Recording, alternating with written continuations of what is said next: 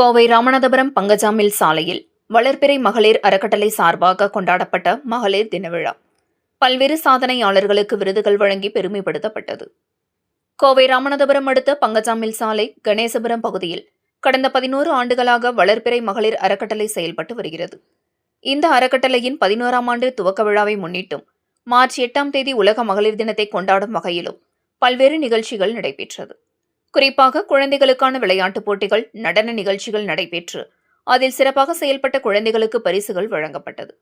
இந்த நிகழ்ச்சியில் சிறப்பு விருந்தினராக கோவை வடக்கு சட்டமன்ற தொகுதி சட்டமன்ற உறுப்பினர் அம்மன் கே. அர்ஜுனன், முன்னாள் கவுன்சிலர் செல்வகுமார், ராமநாதபுரம் பகுதி செயலாளர் முருகவேல், தமிழக முற்போக்கு மக்கள் கட்சியின் மாநில துணைத் தலைவர் வழக்கறிஞர் புஷ்பானந்தம், ராமநாதபுரம் காவல் நிலைய ஆய்வாளர் மணிமேகலை என பலரும் கலந்து கொண்டு போட்டிகளை கண்டு ரசித்தனர்.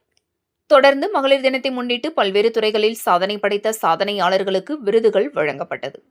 இந்த நிகழ்ச்சியில் வளர்பிறை அறக்கட்டளை தலைவர் ராஜராஜேஸ்வரி, செயலாளர் துர்காதேவி, பொருளாளர் கேத்ரின், துணை செயலாளர் சீனா, துணை பொருளாளர் காயத்ரி, செயற்குழு உறுப்பினர்கள் கன்யா, வினோதினி உள்ளிட்ட பலர் கலந்து கொண்டனர் என்பது குறிப்பிடத்தக்கது.